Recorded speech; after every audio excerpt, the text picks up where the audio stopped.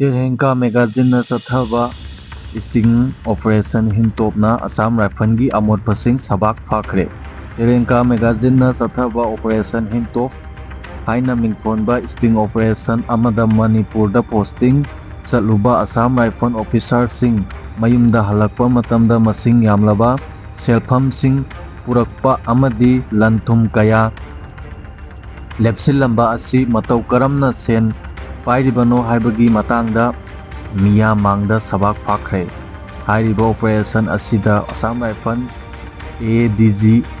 DG amadi makha taba officer kaya phawa yaure haibasi operation Hilltop-ki video na sakhi oi. Assam Rifle gi officer sing masagi income ga sana daba mawongda lanthum kaya lepsiliba asi Kuki Narco terrorist drug cartel Singdagi Crore Henbagi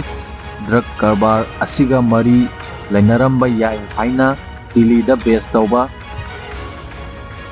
Taherka magazine na phongdokre. Chin Kuki Narco terrorist na security force mathakta nongmai maru ama fawba kaptana matau karamna Assam Rifle ga su agreement sign taunaribano. Su asi Kuki gi drug Karbar ga mari Leinarabra Singda popi pak sauna thariba asigi mapu asengba kanano haiba du Assam Rifle gi Lieutenant General Pandit Chandan Nayarna paukum pibam thoi. Tirhenka sting operation video thadorak khaba matung Silongda leiba Assam Rifle headquarter dagi thingjinnaba order thokre. Assam Rifle officer kayana corruption tawduna sel lauramba asi lumna lawbada natana Assam Rifle gi mingsat thiningai oiba maramna Tirhenka da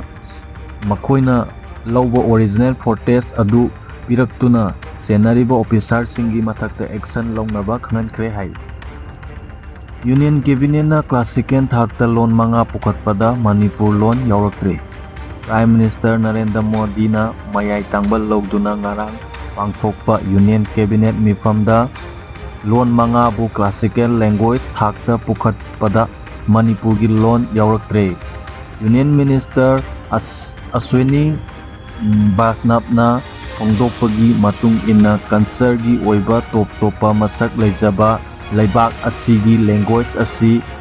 pakthok chokthokhalle haiduna Marathi, Pali, Prakrit, Assam amadi Bengali lonbu lemjaningai oiraba classical language category da salle haina phongdokre. MP Maharashtra Sanajauba Laichemba amadi Manipuri loan ga mari lainana lupsingna Manipuri loan asibu classical language thakta salannaba taksinduna laglabasu ngarang phanggiba Union cabinet mifamda classical gi thakta loan manga pukhatpada Manipuri loan yauraktre. Otuna niyongkaina highway tagi sen khairiba asi state government na yengsindaba tarabadi October 9 dagi economy blockade satharagani. Antam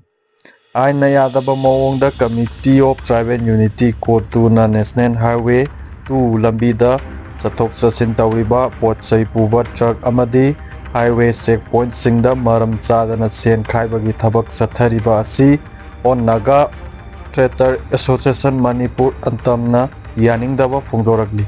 Niyongkaina Kotuna lambidagi sen khairiba asi state government na yengsinduna lokhalpam thokpa thabak sing lokhattaba tarabadi on Naga Traitor Association Manipur antamna October 9 dagi ahing nongyai dagi National Highway to Senapati to Imphal lambi asi infinite economic blockade satharagani hairi.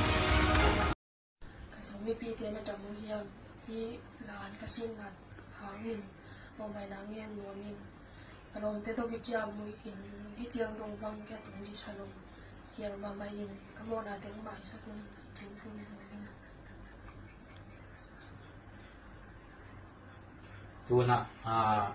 ite ding na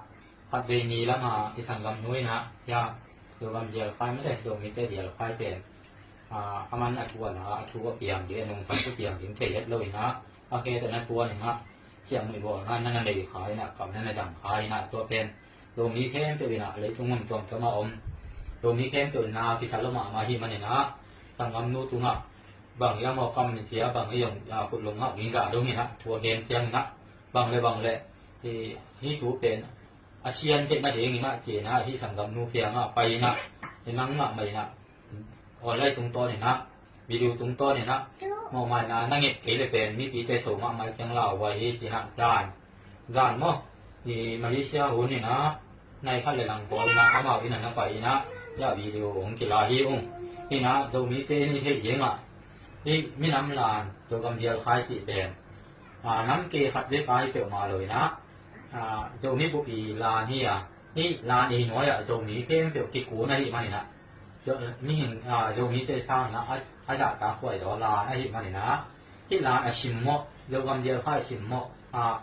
ตัวนะที่ตัวชิมโมมีอ้อมเลยมีน้ำบุกชิมโมไอ้ที่มันนี่นะไม้แล้วที่บางลงตังโจมีช่วงอมนอนเฮ็ดเลยนะอีจ่าตากเสียงเด็กที่ทำมาเลี้ยงที่เปิดเจ้าเนี่ยที่โดกำมีน้ำลานเขาได้จีเป็นผู้เรียนมาใหม่นะเรียนแต่ไหนนะจะอะไรซัพพอร์ตเดี๋ยวอินจงPDF เดี๋ยว PDF ดูเรียนไอ้จงนะ CNF ไอ้จงไม่ได้เท่าตัวตัวตัวไรถ้ากินอะไรกำบวยนะนะเท่าตัวเตยลานแต่จงทุกปีกี้ไอ้ที่หางนะชิมมั่วนะบ่เสียสักหลอดอย่างเงี้ยตัวมากพวกนี้นะดังเตยจงมั้งดังเท่าตัวที่ป้อนนะซัพพอร์ตเตยจงแต่ปีนักกับตัวที่มีน้ำลานเป็นน้ำเกลานเขาที่หลว่าหิมันนะน้ำเกลียวไข่เขาที่หลว่าหิมันนะว่ามาเตกินน้องเตนักเตลเดียงหัวมาชิมหม้อหลอดเดียงหัวกิเทสักกี่ช่างตัวที่มันที่มีน้ำลานคัดถูเป็นผู้เรียนมาหิมันนะมาชิมหม้อขาไก่เลยมีน้ำบุกขาไก่เทหิมันนะหมายแล้วอ่ะที่บางนะกำตะนอนหลอดเดียงสังกำนู้นกำตะนอนหลอดเดียงนะกี่จับสักขาไก่อย่างสังกำนู้นตัวนี้หม้อไม้นางเงี้ยนะหิมันนะเลยทุ่งบุกมุนตัวมาตัวมีเตยนะเอามาตัวหม้อไม้นายเจี๊ยบยิ่งเลยลุงชิมเสียเนี่ยชัดรู้ว่าไม่ได้วัดนาเล็กหมู่ด่านนาเนี่ยชัดรู้ว่าขุดลงไอ้ลงบางไอ้ลงยิ่งหักเฮ็ดเราถึงไม่ได้ผู้เสียและเสียบอลเฮ็ดเราถึงที่พิเศษทับพายังที่น่ะเกย์เป็นที่มาเลเซียยัดตีซีไอทางนี่นะที่หลายเมื่อไหร่ทำดำนูเหี่ยงอันนั้นไปกูไปอันนั้นไปเงียบไก่มันนี่นะเกย์ตุงเกย์มาต่อดึงข้อเงียบหมู่ใหม่นางเรียนนะที่มันนะเอามาไอทางนี่ต้อง